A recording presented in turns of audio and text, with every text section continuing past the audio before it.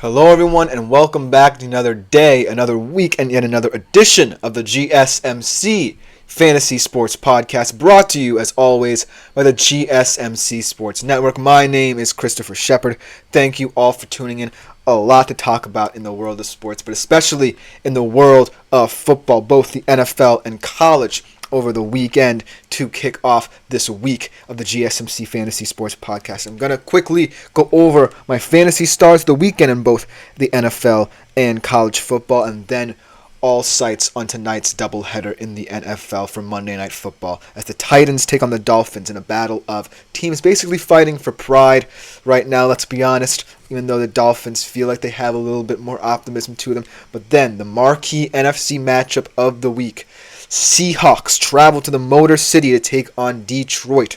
A get-right game, a prove-it game, if you will, for both of these teams, for Seattle to go 4-0 or for Detroit to cement itself as one of the beasts of the NFC. Before we get into any of that, I do want to remind you yet again to like, follow, and subscribe to the show and the network as a whole. It is greatly appreciated by everyone concerned, especially me and my fellow podcasters, who I do believe you should all go check out. They're doing great in their own rights as well with their shows. But I also want to remind you yet again to, if you feel so inclined throughout the show, whether it be a burning question, comment, concern, what have you, opinion, trade analysis, we've been getting a lot of. You guys have been doing a fantastic job with this, but I want to remind you yet again, make yourselves available to the super chat, super thanks, and super stickers features here on YouTube. Great way to make the show as interactive as possible. Love hearing your thoughts and opinions on all the things I talk about, because it makes the show even more fun and exciting than it already is. But without further ado, let us jump right into today's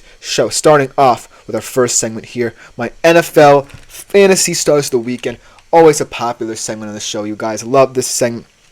And this week is no different. A lot of interesting, diverse guys that I have on my list, my 4-player list, including my first ever kicker. If you watched my short before today's show, it's going to be one of those weeks where I try and represent as much diversity as possible on this list. These are not necessarily, guys who, are marquee names on the fantasy football market. They're just guys who get the job done week in, week out, whether they've struggled in the past trying to get out of a funk or have just been consistent performers. And of the 4 players in this list, I have to say all 4 of them are special and unique in their own right, especially that kicker, who I have to applaud for his work this weekend. But starting off with the quarterback position, a lot of players I could have picked. I could have picked Lamar for his exploits last night in leading one of the most dominant, impressive victories of the season over Buffalo at home last night. I could have picked Jaden Daniels, perhaps the most impressive rookie QB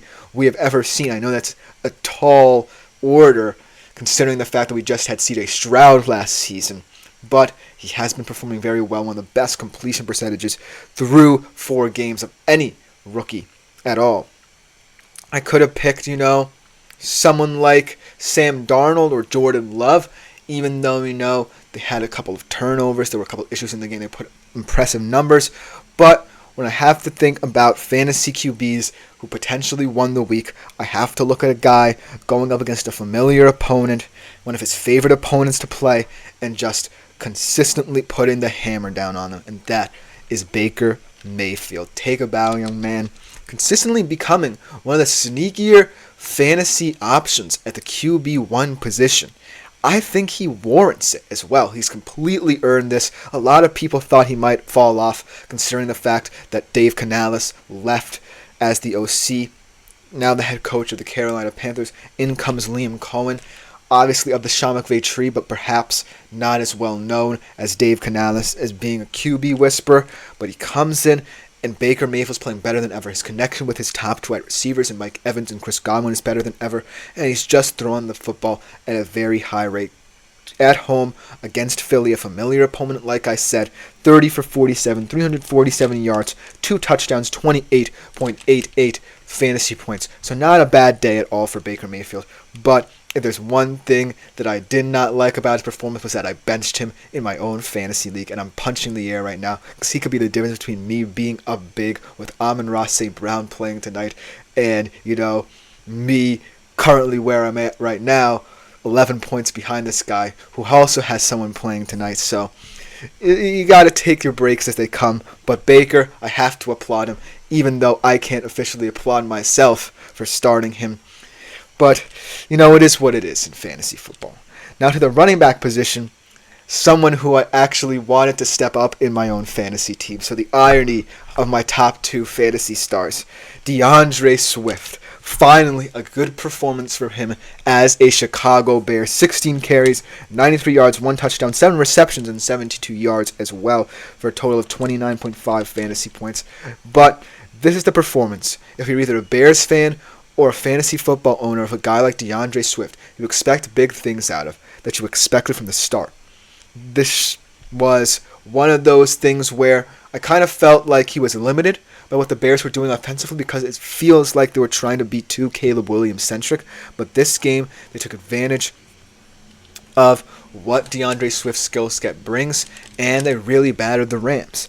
And that's what I was saying. Perhaps, combined with opportunistic defense and perhaps a more run-heavy approach against the Rams' run defense that really isn't all that, the Bears could pull off a nice little upset for themselves, and that's exactly what they did. They stuck to the script. DeAndre Swift was a big part of that, supplemented by, a couple of big plays by Caleb Williams in that game.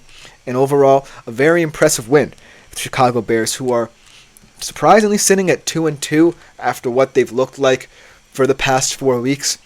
Being at 500 should feel like a win for them at this point in the season, even though, Caleb has not looked very effective in that offense just yet. But DeAndre Swift, as long as he's, maturing in this offense and getting more touches, then I think perhaps the Bears could be surprising in that regard as a run-heavier team than a lot of people thought.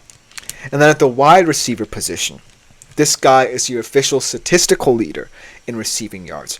Perhaps the saving grace of this team's offense that really has underwhelmed a little bit over the past couple of weeks, and that is Nico Collins.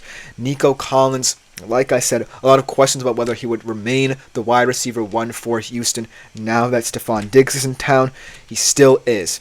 Statistical leader, like I said, in receiving yards, 12 receptions, 151 yards in this game against Jacksonville, 2 touchdowns, 33.1 fantasy points. Can't get any better than that at the wide receiver position. But here's the thing about Nico Collins as a fantasy receiver.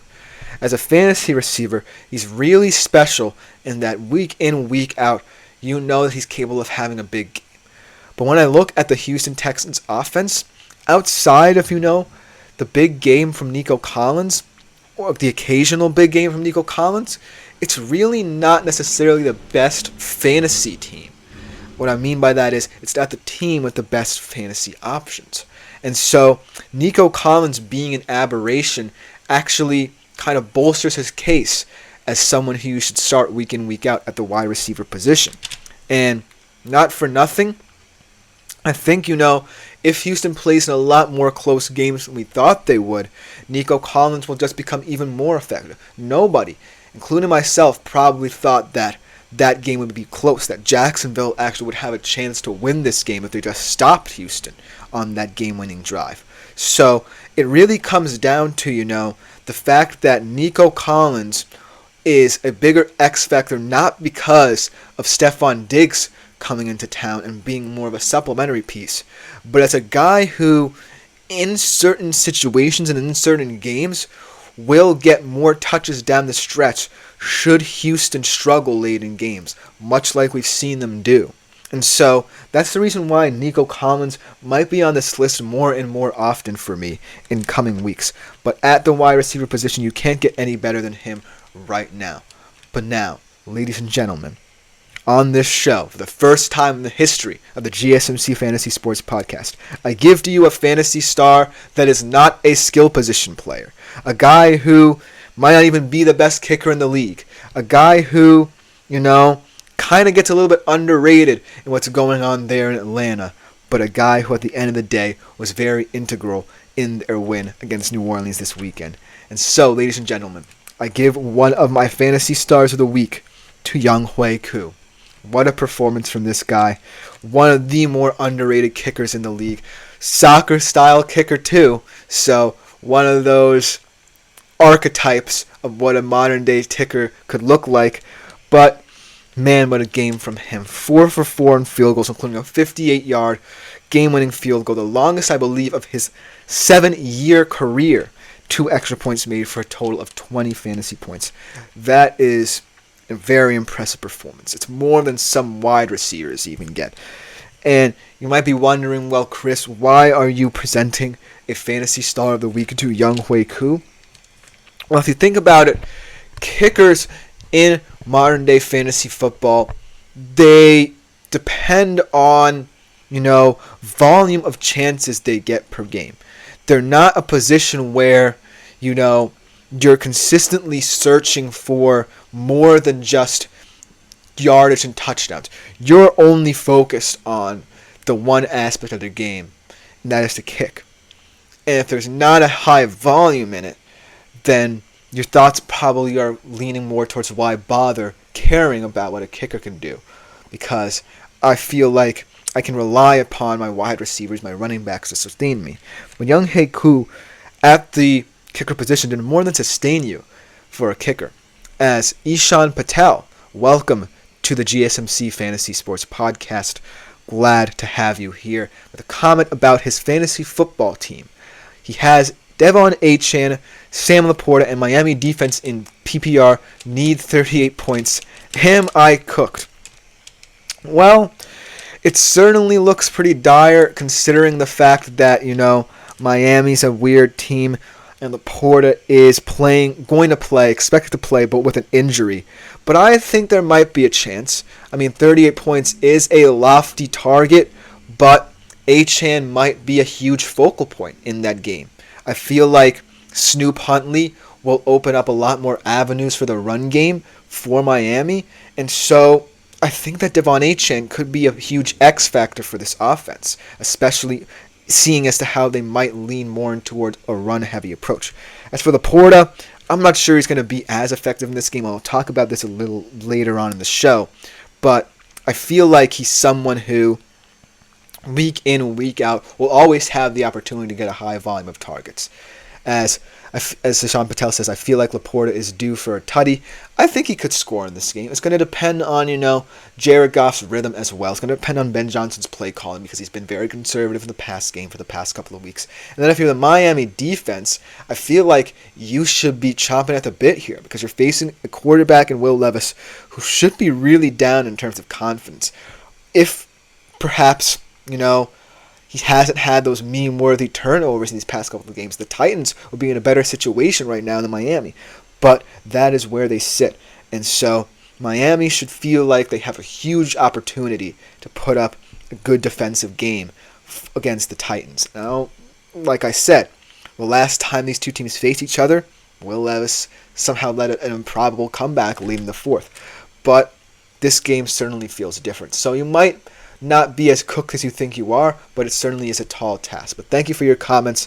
I feel like as this game narrative continues, as the storyline continues, we're definitely going to have to see how it all plays out on the field tonight. But thank you for your comments. But we do have to take a short break. And when we return, I'm going to talk about my college fantasy football stars of the week. We can't forget about the college level just yet. We'll be right back after this short break to talk about them.